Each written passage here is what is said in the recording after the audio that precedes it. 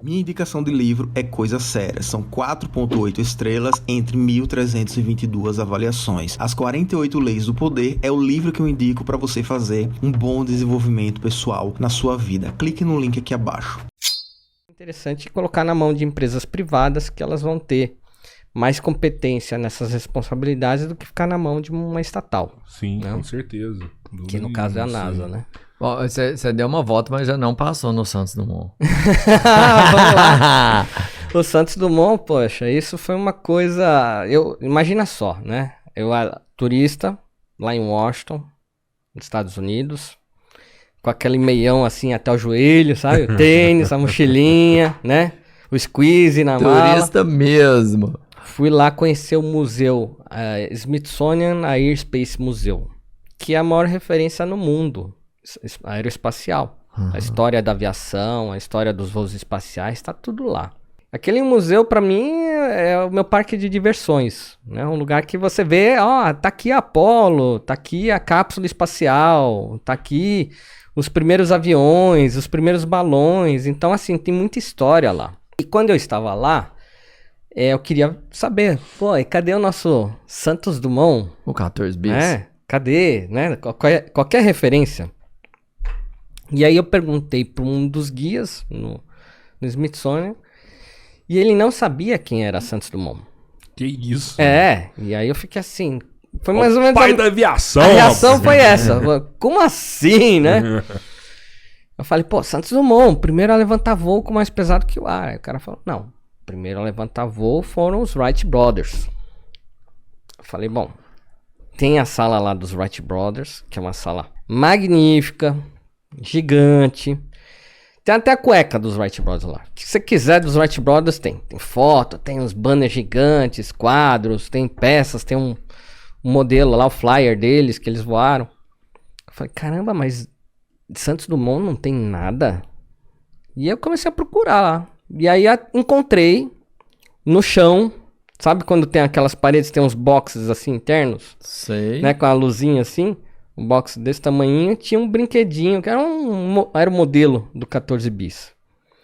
E aí tinha a legenda também, você tinha que praticamente sentar no chão para ler a legenda. Para ler a legenda. Sacanagem. E a legenda era assim: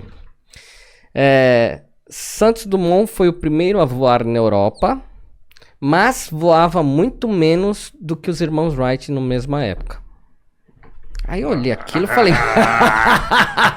Falei, cara, mas... Mano. Então, eu falei, mas que raio de museu escreve um texto desse? Isso aqui é tosco demais, né? Não tem uma referência, eu entender. Tava errado, mas eu entendo. Agora, uma referência errada? Então, aí aquilo já me deixou assim com uma ponto de interrogação, porque eu falei, eu tô do lado de um monte de maravilha real ali. Um museu que é uma referência no mundo. E aí ele meio que menospreza ali Dumont, né? Aí eu fiquei com aquela pulga atrás da orelha, falei, deixa eu entender melhor, será que eu tô sendo enganado pelo meu país, né? Essa coisa de, Santos Dumont inventou o avião e não é bem assim, ele não é o pai da aviação. E aí eu comecei a procurar livros sobre o assunto, e um dos primeiros livros que eu encontrei foi um livro autobiográfico, escrito por Santos Dumont. Chama O Que Eu Vi, O Que Nós Veremos. Ele escreveu esse livro, ele conta a história dele, da perspectiva dele, na época dos acontecimentos. E aí tem... é interessante que o livro, a maior parte é sobre os balões e tudo mais, chega na hora do 14 bis, chega nos prêmios, chega em tudo. E tem essa parte sobre os irmãos Wright que ele comenta, é uma página só do livro, em que ele fala assim... Como é que pode, depois de eu ter feito tudo isso, né, à luz da ciência, com testemunhas, fotógrafos, imprensa, o voo foi homologado, publiquei em revista científica, como é que uns caras que chegaram depois de mim estão recebendo todos os créditos? Aí, fazendo uma alusão aos irmãos Wright. Aí eu falei assim, os caras que chegaram depois dele... Ficou outra dúvida, né? Ele falou que chegou primeiro, né? Ele falou que chegou primeiro, mas você vai lá no museu, diz que os irmãos Wright voaram em 1903. Como é que os caras chegaram depois? Aquilo Falei, eu preciso entender melhor isso. Tem alguma coisa tá mal contada aí. Ou de um lado ou de outro. Até ali eu tava... Começou meu espírito investigativo em querer entender melhor a história. E aí eu comecei a ler diversos outros livros. E nessa minha sana de querer entender, eu comecei a adquirir alguns jornais antigos. Você compra no eBay hoje esses jornais. Tem sites especializados, oldnewspaper.com. Tem gente que, assim, você pede o documento, tem gente que é especializada em buscar em qualquer parte do mundo que você quiser. E preços acessíveis. Hoje não tanto porque o dólar deu uma baita disparada, mas na época, assim, por R$150 eu comprava um jornal de 100 anos. Jornais americanos, você tava... Americano, europeu, né?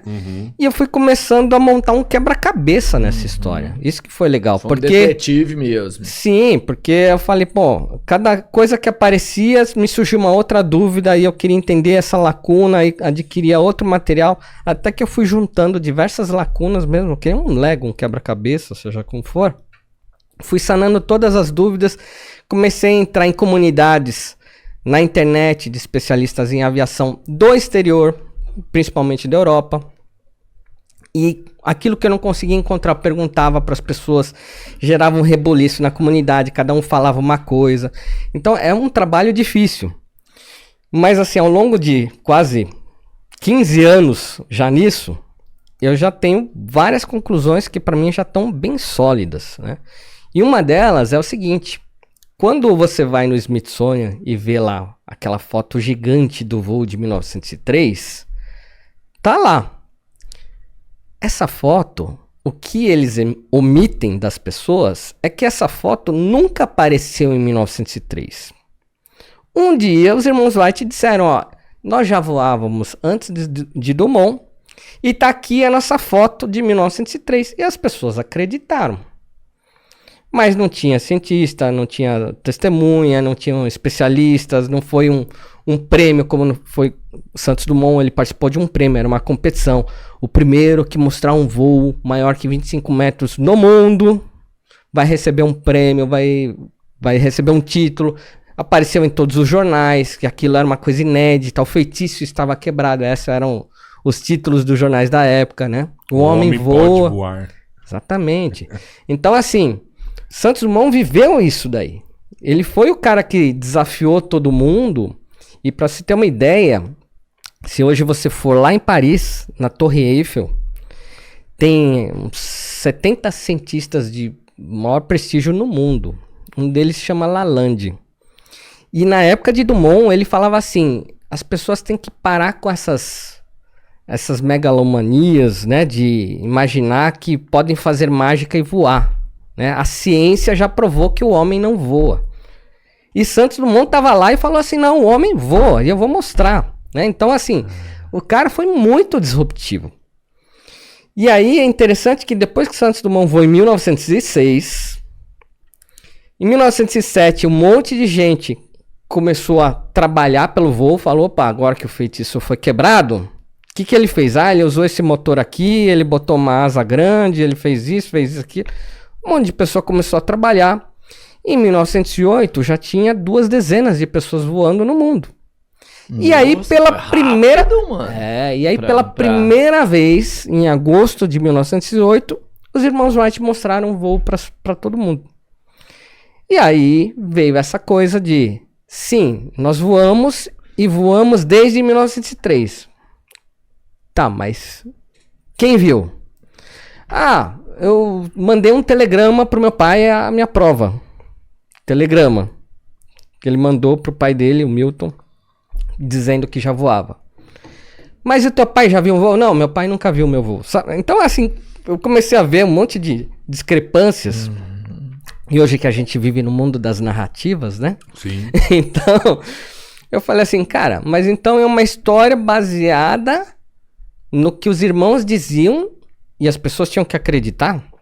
Desculpa. Mas você acha que teve um interesse comercial, assim, por parte dos Estados Unidos, de falar, pô, isso aqui é nosso, vamos vender esse cara? Total, porque como o Dumont era um idealista, ele ganhava os prêmios nas competições e doava os prêmios, e ele não não criava patentes, ele era uma pessoa open source, ele deixava as patentes abertas para o mundo. Aliás, os repórteres, quando chegavam para ele, você não vai lucrar com a sua invenção, ele dizia, por obséquio, qual que é o seu jornal? Avise a todos os seus leitores que eu disponibilizarei todos os planos da minha invenção aérea para que todas as pessoas possam construir. Ou seja, Santos Dumont ajudou a desenvolver. Ele queria ver o homem voando mesmo. Exatamente. E os irmãos Wright se aproveitaram dessa lacuna, comercialmente falando, porque eles já foram para outra veia. Eles falaram, não, vamos patentear. Eu sou o primeiro a patentear e quem quiser voar vai ter que pagar um royalty para mim. Então eles já tinham uma pegada... Exatamente, eles já tinham uma pegada muito mais comercial, né? E aí o triste é assim, que o museu não conhece a história do brasileiro. Ele divulga a história do americano. Então, por isso que a gente hoje tem que tomar muito cuidado com o que a gente recebe, porque o brasileiro recebe muita informação de fora. Se você entrar agora no chat GPT, lá de inteligência artificial, perguntar quem inventou o avião, vai lá. Não é possível. Os irmãos Wright inventaram o avião, voaram em 1903. Sério? Não vai falar do Santos Dumont? Não. Aí você enrola o chat, você sabe como é que é, né? Você tá mentindo, aí você fala assim, chat GPT, as testemunhas dos irmãos Wright apareceram muito depois dos eventos. A foto de 1903 não foi mostrada na época dos eventos, foi mostrada depois que eles voaram e depois que já tinha muita gente voando. Aí você começa a contestar o chat GPT, aí ele fala... De fato, existe muita controvérsia, não sei o que. Aí, entendeu? Então você consegue enrolar o chat GPT, mas a princípio ele traz muita bagagem, muito dado do que o americano joga de conteúdo, né? Então, cara, mas eu acho que é um pouco de valorização do herói, assim, também, sabe? Eu faria o mesmo, tipo, se eu fosse americano, eu ia falar com o pai da aviação, somos irmãos lá. Do mesmo jeito que, sei lá, o argentino fala que o melhor jogador de futebol é o Maradona. Sim, né? Mas então, Rodrigão... O errado eu acho que somos nós brasileiros de não ficar em cima disso aí. De não valorizar, fazer o troféu que não. Você quer ver? Essa aqui foi antes, ó. Então, e é muito fácil contestar a história dos irmãos Wright, porque hoje... Você descobre a vacina do coronavírus. Você não fala assim, eu descobri e simplesmente fica por isso. Claro que não. Você tem que publicar em revista científica, você tem que fazer testes com vários pacientes. Sempre foi assim. Santos Dumont fez tudo isso. Ele fez todo o processo científico por trás da invenção. Os irmãos Wright pularam isso. Só patenteou a invenção dele. Patenteou.